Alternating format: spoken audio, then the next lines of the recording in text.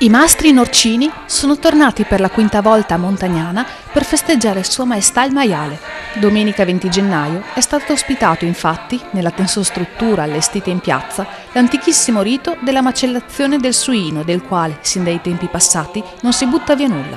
Dalla produzione dei salami all'immancabile prosciutto veneto Berico Euganeo DOP, quella di domenica è stata una riscoperta della tradizione che potrà dare nuove prospettive al futuro dei giovani.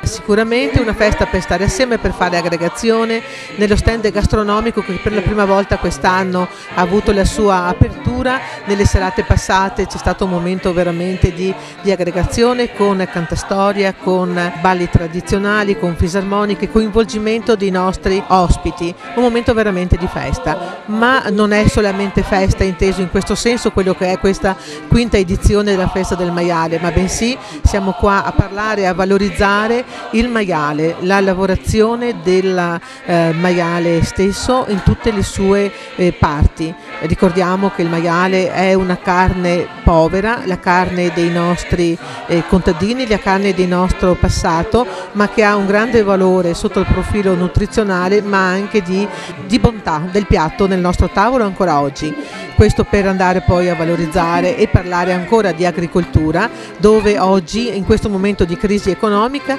è la parte economica del nostro territorio che riesce ancora a farla un po' da vincitrice, ovvero è quella che ha più occupazione sul territorio, sia sotto il profilo dell'occupazione giovanile, oltre che dell'occupazione di carattere turistico gastronomico, oltre ancora poi di valore di prodotto interno lordo, ragion per cui oltre che una festa proprio sotto il profilo di divertimento, ma soprattutto un tenere alto l'attenzione su quello che è il prodotto del territorio stesso e su quelle che sono le attività del mondo rurale.